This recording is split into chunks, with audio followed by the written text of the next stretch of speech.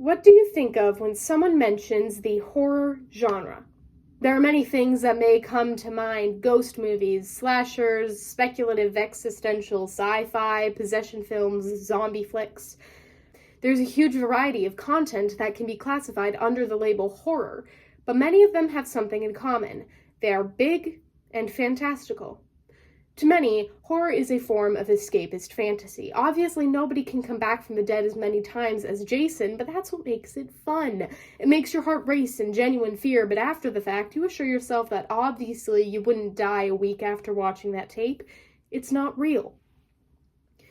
Skinamarink takes all of this and turns it on its head.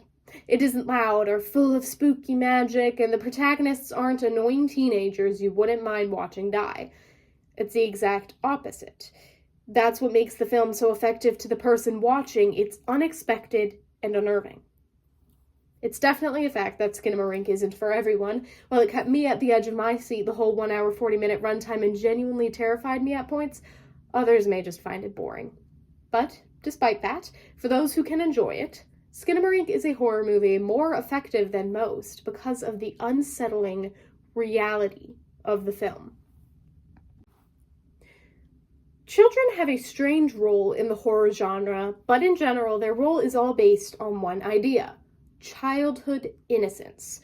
Oftentimes, this is taken in a disturbing way where the children are scary or are possessed or are the real monsters, and therefore the horror of that movie is that the innocence you thought was there isn't. Stephen King is very guilty of this. Many of his stories revolve around children and their spookiness. Children of the Corn is about kids who are part of a religious cult which causes them to kill all the adults in the town. The Shining has Danny, a kid possessed with the shine, which influences him to do odd things. I still don't fully understand that story, to be honest. Pet Sematary is about a burial ground which causes a cat and a child to rise from the dead and murder their family members. Not to mention that young girls in horror films are often either possessed with a demon or prophetic dreams. Once again, Skinamarink reverses this role. The very present and unmodified innocence of the children is what makes the movie. The plot of Skinamarink is next to none. Two children wake up to find their father gone and all the doors and windows of the house missing. Throughout the film, we hear a strange, whispering voice taunting the kids and occasionally see their mom acting odd. That's it. Skinamarink is a movie that relies heavily on atmosphere rather than plot. Instead of watching a groundbreaking story unfold, you sit in a quiet moment with the kids. It's almost a slice of life, where life is almost silent, blue-tinted, and has focus on seemingly random points in the house and not what's actively happening. This amazing atmosphere is created by much more than the cinematography, which is excellent, by the way, and setting. The atmosphere is also created by the children. If it were an adult trapped in the same situation, which wouldn't make sense due to the context of the movie, it's safe to assume that there would be yelling and swearing, maybe they'd take an axe to the walls. This is what happens in every horror movie. The children don't do this. With childhood innocence comes a certain kind of knowledge and awareness that seems to disappear by the time someone becomes an adult and reappears at the end of life only if the character is the wise exposition dumper who dies shortly after. The kids know that there's something more powerful than them and that it's unsafe to test it, so they keep quiet, knowing that if they make one misstep, they'll get hurt again. So instead they watch cartoons and whisper. They're still young and innocent, which is part of what makes the tragedy. Another part of what makes the tragedy is the fact that this unsafe power isn't something out of the ordinary. Most horror films follow the classic hero's journey. Your main character or protagonist is living his life as normal until he meets the call to adventure, the first beat change in the story. This beat change is often assisted by a setting change as well. The hero's ordinary life is upended and all of a sudden we're in Narnia or another country, or we're aware of some new creepy monster. Skinamarink never introduces a call to adventure. There's nothing about the children's life that changes. Trauma is a pretty popular device used in horror media and can be hit or miss, slippery slope, etc. In the Season 3 Q&A for the lovely little podcast, The Magnus Archives, writer, actor, and main character namesake Jonathan Sims explains different kinds of horror. Skinamarink would likely fit under literary horror, which Johnny describes as using the mechanisms of horror to actually examine and come to terms with darker subject matters. Johnny says further that you need to be able to trust the writing and the performance, that it's not going to suddenly cross lines, and what has previously been a very pleasing, spooky catharsis suddenly becomes incredibly upsetting. But what it means to cross lines is different from person to person. Earlier in the Season 2 Q&A, Johnny draws a very clear boundary in which he states he dislikes the cliché of using sexual violence as a source of horror. He does say sexual specifically, but episode 185 of the Magnus Archives is preceded by an intro where Johnny explains, "We believe this episode does blur the line between horror and trauma, depicting the awfulness of detainment and imprisonment without much fantastical distancing. I believe that means I have broken my own rule of avoiding using trauma as a direct source of horror." Everyone has their own rules when it comes to the relationship between trauma and horror. Some people may find an issue with the idea of using real-life horrors as part of a horror movie. To some, if you want to tell a story about trauma, that's what it should be. A story about trauma, not a horror film. It seems clear that director Kyle Edward Ball has different rules about this sort of thing than Jonathan Sims does. Both perspectives are extremely valid. Luckily, I haven't experienced childhood trauma. I can't say for sure whether or not this movie is accurate and respectful, and it isn't my business to go around digging and see if the director or actors have experienced childhood trauma either.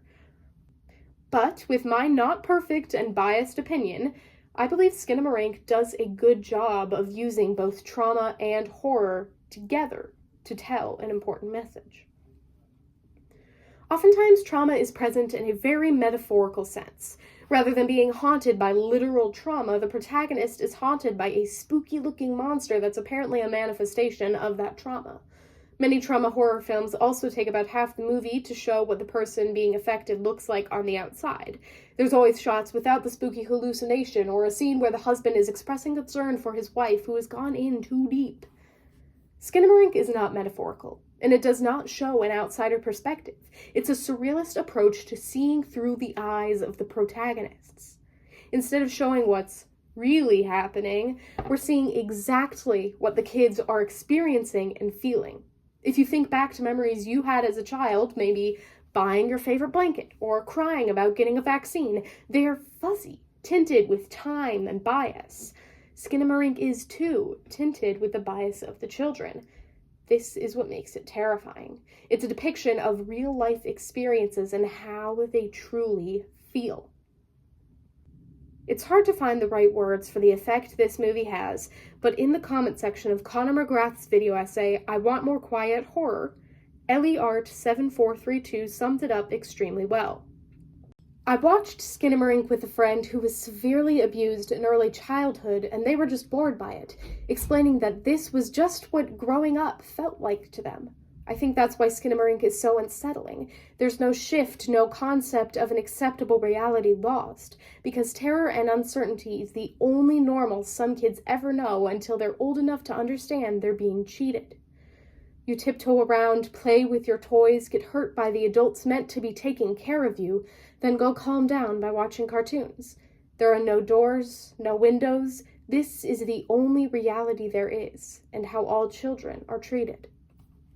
One of my biggest inspirations for this essay came from the aforementioned video essay by Connor McGrath, I Want More Quiet Horror. Connor is part of the reason I got into essays as much as I have. I love the horror genre for so many different reasons, and my favorite horror movies vary wildly. While I can most certainly enjoy a gory slasher movie at times or be amazed by the effectiveness of a ghost jump scare, there's something to be said about the environment of Skinamarink, how unique it is, and how less is more. In many horror films, there's a clear monster, an axe murderer, a malevolent ghost. It's whatever you can see is clearly chasing you. But the one thing I find scarier than having a monster chasing you is not knowing if there is a monster chasing you. Maybe you know there's a monster there, but you don't know what it's doing, or what it wants, or why it's there, or why you. Knowledge is something very prevalent in this fear. You don't know, but the monster does. What does it know? Does it know my deepest fears? Does it know something I don't, and that's why it's taunting me? This fear is one of my favorites. I was introduced to knowledge-related fear through the Magnus Archives, and I have never been the same since, but that's a story for another day. I could yap about that forever. A huge reason knowledge-related horror is one I'm fond of is because of how universal it is. It's applicable to a lot of circumstances in day-to-day life, such as stalking or dealing with abusive people. The fact this horror is present in daily life is genuinely scary. Throughout the entirety of Skinamarink, these children are playing a game of knowledge. They don't know what actions they take could cause the harm done to them, so they do their best to stay out of harm's way. They have to be extremely cautious and walk on eggshells so they don't provoke the taunting, whispering voice of their father. Yet when they do provoke him, instead of lashing out and hurting them up front, he harms them psychologically and subtly, and watches as the children suffer. Overall, the idea of what makes something effective horror comes down to personal opinion. Some people like Psycho, some people like Poltergeist, some people don't like horror at all. But I believe for something to be effective, it has to be unsettling in a way that makes me think or discover something. I watched Skinamarink in broad daylight, and once it was over, I went back to my life as normal. But when night fell, I felt the movie begin to set in. Standing in the walkway between my bed and dresser, I often get the sensation that something is under my bed and wants to grab my ankles. This time, however, I knew it wouldn't. It was looking at me, feeling my unease, but I knew it wasn't ever going to grab my ankles, and that's what made it so much more unsettling. This is what makes Skinamarink so effective to me, the atmosphere that doesn't shy away from the real world. Skinamarink is the horror of reality, of horrendous humans and the harm they cause, of children and the concept of home. I'd highly recommend watching Skinamarink if you haven't yet, and see how it affects you.